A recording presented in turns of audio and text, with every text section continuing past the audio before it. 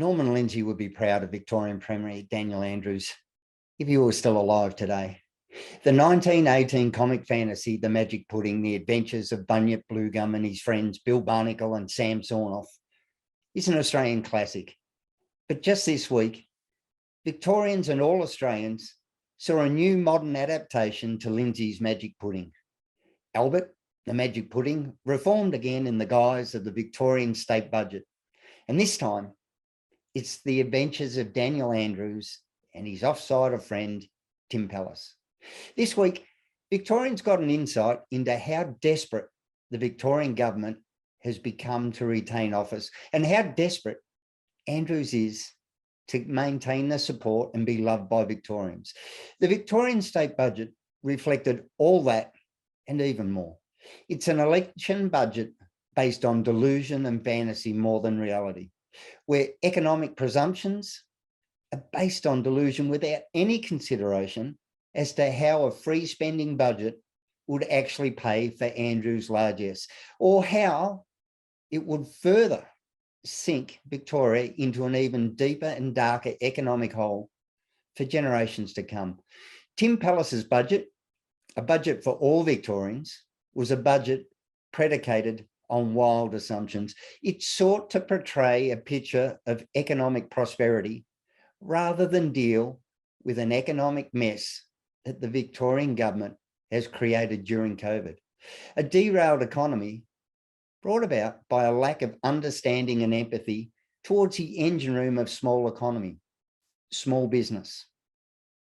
Driving small business to the wall and undermining all that had been achieved as a state over many years, a state that once proudly held the mantle of its capital, Melbourne, being named as the most livable city in the world for 7 years, only to lose that title under the stewardship of the Andrews government, when it should have actively supported the very people who have bolstered and underpinned Victoria's economic prosperity.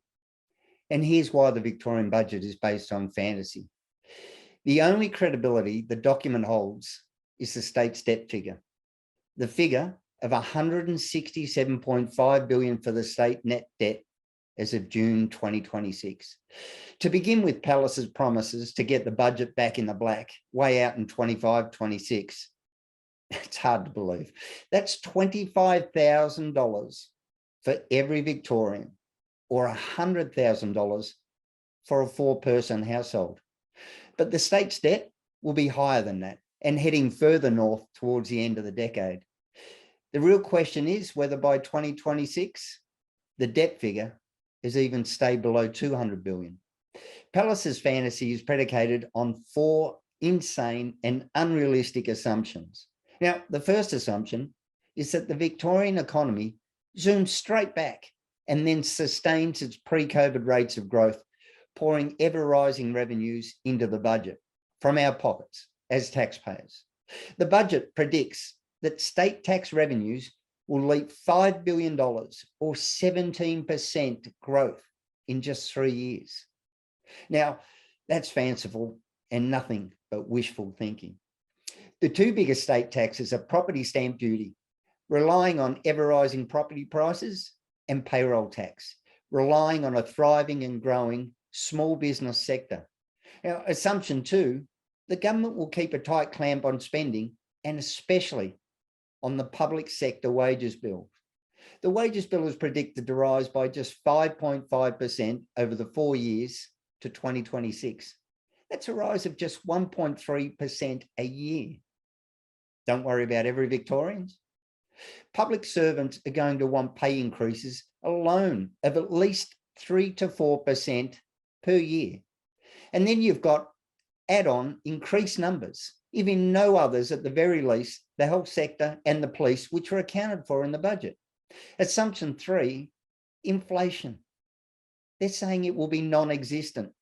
So public sector employees won't want those higher wages. Assumption four, there won't be any further blowout in the massive infrastructure spend. Yeah, right. You can take that one to the bank as well. Thank you for Magic Pudding. And if, as is likely, interest rates are much higher than expected or even hoped for, then Victoria begins to sink into an economic malaise of depression that we will seriously struggle to get out of.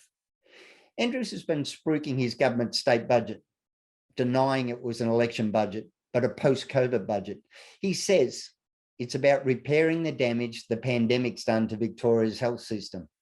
Well, we think he secretly means it's what he's done to Victoria's health system. He says it's about giving Victorian healthcare workers an extra pair of helping hands, more staff, more resources, more patients treated quickly, and those patients getting the very best care. Well, he hasn't done that before, so why would he be starting now? He also says it's not time to cut health funding. It's, in fact, the time to do exactly the opposite, and that's what our Labor government is doing. But he's been too slow to act and too slow to pump money into the state's pandemic-plagued health system.